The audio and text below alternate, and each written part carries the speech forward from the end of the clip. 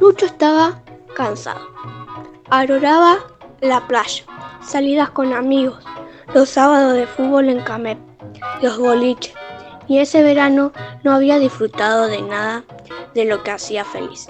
En ese verano había tenido mucho que hacer, demasiado. Lucho había conseguido un trabajo de lavacopas en el bar en el centro, que había empeñado con cierto entusiasmo al principio de enero, pero en ese momento y a mediados de febrero solo podría odiar. Entraba al bar a las 4 de la tarde y no salía hasta la madrugada. 12 horas de trabajo insufrible metido en la cocina del bar, ni franco, ni permiso, ninguna especie. Algunas veces, impulsado por su madre, había intentado levantarse temprano para ir a la playa, pero el cansancio se lo impedía. No había pasado nada de que los entusiasmara, todo había sido trabajar y trabajar, pero de pronto los viajes de regreso se había hecho más interesante. Cada tanto subía al colectivo 531 una pelirroja despampanante, de lo que Lucho se había enamorado a primera vista.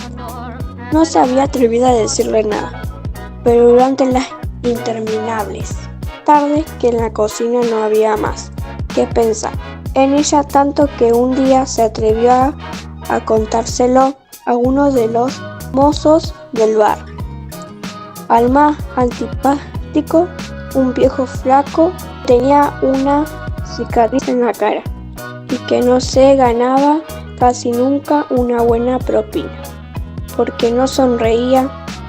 El viejo mozo lo miró más serio que nunca. Mejor alejate, pibe. Yo sé lo que te digo.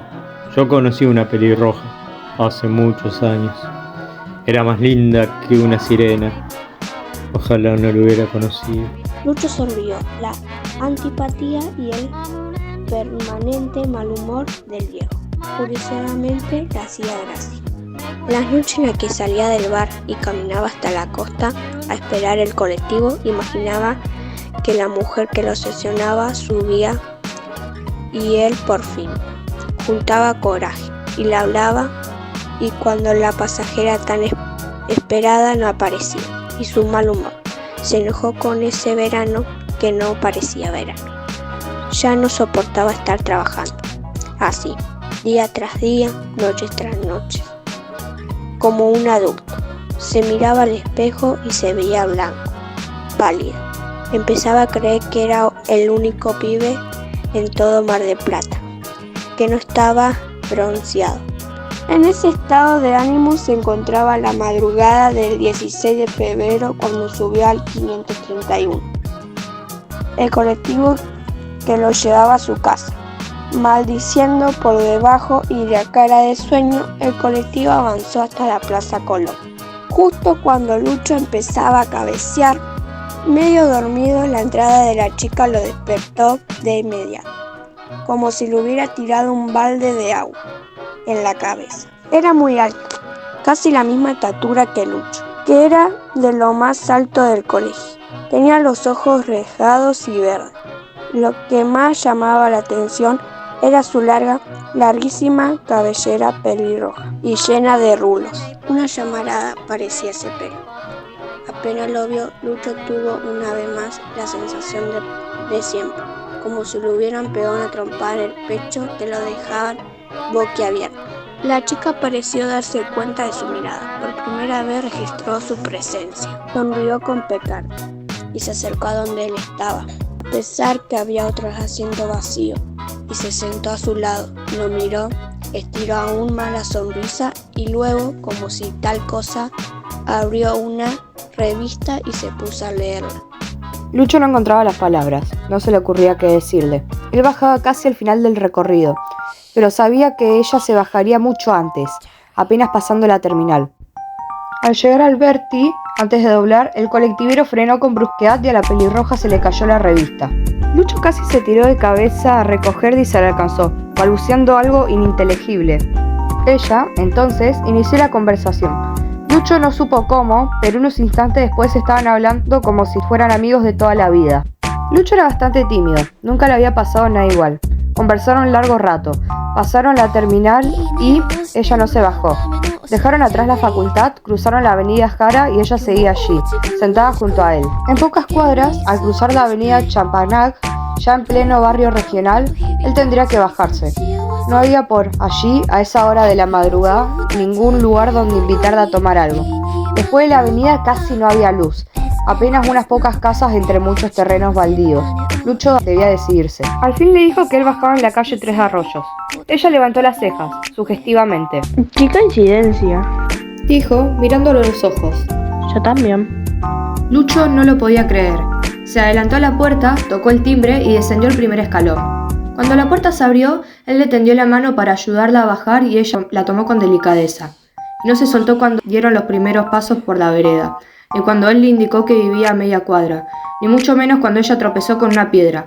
Prácticamente cayó en sus brazos y casi le obligó a que la besara. Lucho sintió que flotaba. Había tenido 2 novias, pero ninguna besaba como la pelirroja, cuyo nombre, ahora que lo pensaba mientras se dejaba llevar por la caricia, ya ni recordaba. Un rato largo estuvieron besándose, hasta que al fin ella se retiró, dio un paso hacia atrás, lo miró sonriente y le pidió que cerrara los ojos. Lucho sintió, contento, pensando en la sorpresa que la chica le daría. Luego sintió una caricia en la mejilla, algo muy suave, casi una cosquilla, y de pronto un fuerte rajuño, un rajuño helado y cortante, como si le hubiera pasado una hoja de afeitar por la cara. Lucho abrió los ojos sorprendido y se llevó la mano a la mejilla, de donde le brotaba un hilo de sangre.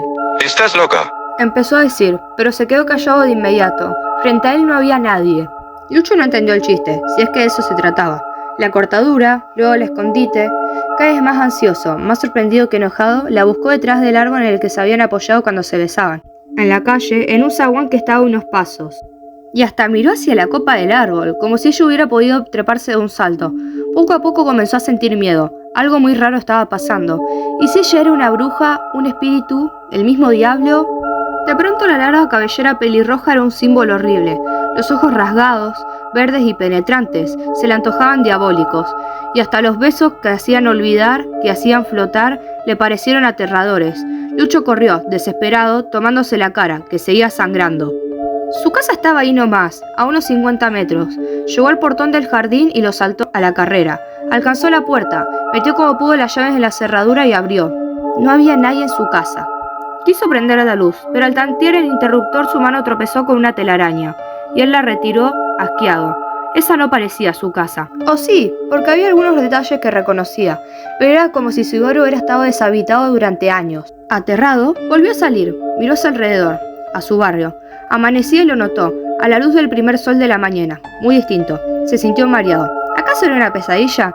De pronto un ruido lo sobresaltó. Un diario en bicicleta había pasado por la calle y arrojado el diario a la casa vecina. Sin saber muy bien por qué, Lucho corrió a tomarlo. Era la capital, del 16 de febrero de 2008.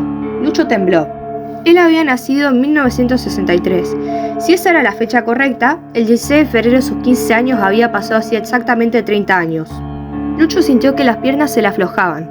Un coche moderno, como nunca antes había visto otro igual, estaba estacionado en la puerta del vecino. Se acercó tambaleando y vio su cara reflejada en la ventanilla. El que lo miraba era un cuarentón avejentado, casi un viejo, arrugado y flaco, con una fea cicatriz que le cruzaba la cara.